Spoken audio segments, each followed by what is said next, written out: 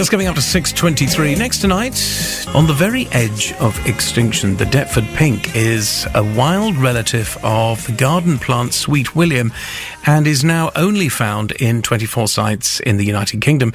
Now, the Species Recovery Trust has been given a grant to restore its habitat in 5 areas, including Budleigh Salterton, where it's not been seen for 20 years. Dominic Price is the director of the trust.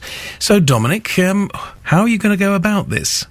Well, we've had pretty good success in other areas where there seems to be a pattern with a lot of the sites that they get a little bit neglected. They get overgrown either by bramble or scrub. And actually, in the case of Budleigh Salterton, it's gorse which has kind of run amok over the site.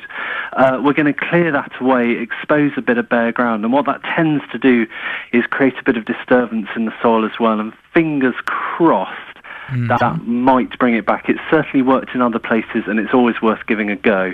So you won't be sowing the seeds. You hope the seeds will still be in the ground? Yeah, absolutely. I mean, there's a few species where things get to such a desperate point where you do sort of bring back seeds, and we've done that for some things, but we're hoping with this one, it's certainly the sort of first phase of it is to bring it back from the ground. So it's sort of giving nature a helping hand rather than coming in and doing it, more artificially. Do you know anywhere where you've seen it growing in the last 5-10 years? Well, there's a few other sites in Devon. Oddly enough, it does rather well on the verges of the A38. There's quite a good population near Buckfastleigh. Again, it sort of gets a bit of disturbance when the contractors come in and clear shrubs away. And it's there. But the Budleigh one, it was just reaching a point where sort of red lights were flashing. We think the seeds can last for 25 years. And as you said, it hasn't been seen for 20 years. So it's sort of reaching that point where we're concerned about it. So would you ever consider going to Buckfastleigh and nicking some of the seeds? Well, we have sort of done that. Some of that seed has gone to the Millennium Seed Bank. Right. And is currently sat in their sort of mega vault under deep freeze at the moment. So we've got some there.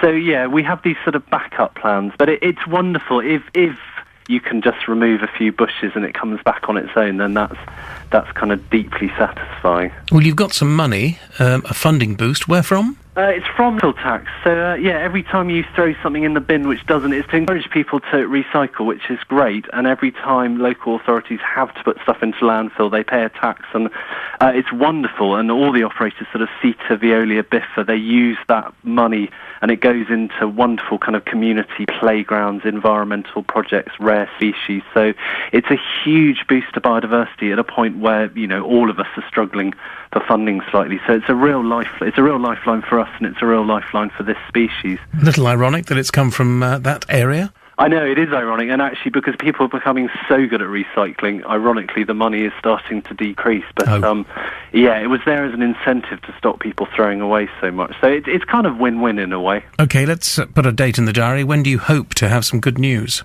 Well, if we're going to go in and do the clearance in the next couple of months, if it works, it germinates in kind of spring, around May and June. It's a slightly complicated plant. The first year it just pops up leaves, and then the second year it will flower. But we're pretty good at finding the leaves, so if it has worked, we should hopefully see some in June, and then in 2015 we should hopefully see some flowering. That's what we're aiming for. What would we lose if suddenly we woke up one day and thought, that's it, it's gone, we can't find any more?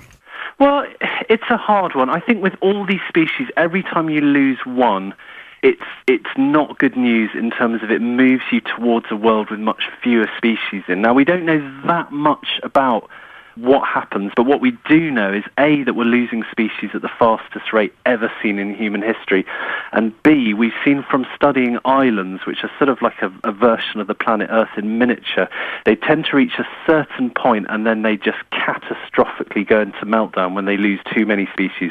Now, we have no idea what that number is, how many we can afford to lose. I dare say, we could lose a species here, we could lose a species there, but the problem is when you start losing them at such a rate, it could spell catastrophe. It might not, but it's a heck of a risk to take if it does. Well, thank man for those wonderful islands of habitat, the hard shoulders of the A38. I've seen pyramidal orchids there, I've seen cowslips, and you say that this little plant is hanging on Yeah, So I keep on saying little. Rose verges are incredible, and of course they, as well as being often very sensitively managed, they act as kind of very good what are called wildlife corridors, and they allow all manner of species to move from A to B. Because that's been the downfall of Deptford Pink, is its sites, they're so isolated from each other, and the plant can no longer move from A to B. So if you lose it from A, it's not coming back from B, and that's really been its downfall. I keep calling it a little plant, and Mo's corrected me, because I'm always thinking that a pink, like a sweet William, would be very close to the ground, but this is quite a tall creature, isn't it? Yeah, it is. And that's sort of the slightly depressing thing about losing it, is if you can't save something this showy and large, it kind of gives us less hope for there are some teeny obscure things we work on, but I mean, this is a big, chunky, very showy plant. And it's still going. So, yeah, I mean, the flowers are delicate. They're not big, but it's a big plant, particularly when it grows in amongst other stuff and it's trying to reach the light. It can sort of go up to, 30, 40 centimetres. Brilliant. One final question. How's it doing in Deptford? Well, actually, it's funny you should say that. It looks like it was never recorded there. It was probably a very early typo. Oh, no. In the days barely when they had typos. It was known from that area, but they're not quite sure how it got that name, because we scoured the records thinking, it'd be wonderful to find its home in Deptford, but as far as records go, it's never been seen from there. So how it got that name, we don't know. Yeah, that's typical of nature and natural history. Hopefully, good news, maybe a couple of years' time. Oh, yeah, no, it'd be brilliant if I could come back on in a couple of years and say, it's saved and it's there and it's in Budley and you can go and see it. But, think of it when you're cruising down the A38, it's there somewhere. Oh, don't tell me that, because I'll be looking for it and causing all sorts of traffic problems. Maybe not. Dominic, thank you very much indeed. Thank you, David. It's been a pleasure. Cheers, bye-bye. The Deptford Pink, the Species Recovery Trust there, and Dominic, let's hope, thumbs up, he can get the plant to thrive back in Devon.